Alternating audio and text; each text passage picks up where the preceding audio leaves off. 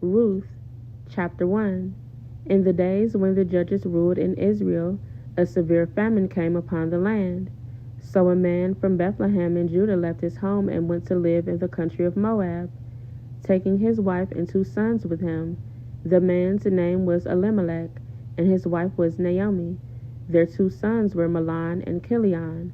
They were Ephrathites from Bethlehem in the land of Judah, and when they reached Moab, they settled there.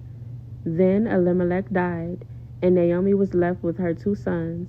The 2 sons married Moabite women. One married a woman named Orpah, and the other a woman named Ruth.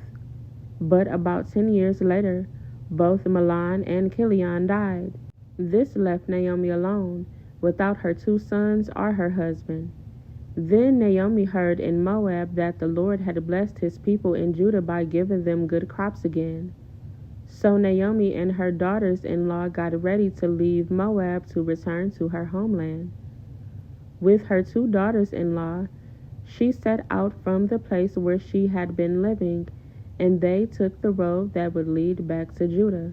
But on the way, Naomi said to her 2 daughters-in-law, "Go back to your mother's homes, and may the Lord reward you for your kindness to your husbands and to me. May the Lord bless you with the security of another marriage." Then she kissed them goodbye, and they all broke down and wept. "No," they said, "we want to go with you to your people." But Naomi replied, "Why should you go on with me? Can I still give birth to other sons who could grow up to be your husbands? No, my daughters, return to your parents' homes, for I am too old to marry again. And even if it were possible, and I were to get married tonight and bear sons, then what? Would you wait for them to grow up and refuse to marry someone else? No, of course not, my daughters. Things are far more bitter for me than for you, because the Lord himself has raised his fist against me." And again they wept together, and Orpah kissed her mother-in-law goodbye, but Ruth clung tightly to Naomi. "Look," Naomi said to her, "your sister-in-law has gone back to her people and to her gods. You should do the same." But Ruth replied, "Don't ask me to leave you and turn back. Wherever you go, I will go. Wherever you live, I will live. Your people will be my people, and your God will be my God. Wherever you die, I will die, and there I will be buried. May the Lord punish me severely if I allow anything but death to separate us."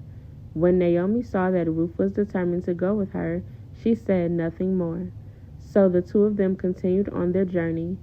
When they came to Bethlehem, the entire town was excited by their arrival. "Is it really Naomi?" the women asked. "Don't call me Naomi," she responded. "Instead, call me Mara, for the Almighty has made life very bitter for me. I went away full, but the Lord has brought me home empty. Why call me Naomi, when the Lord has caused me to suffer and the Almighty has sent such tragedy upon me?" So Naomi returned from Moab, accompanied by her daughter-in-law Ruth, the young Moabite woman. They arrived in Bethlehem in late spring, at the beginning of the barley harvest.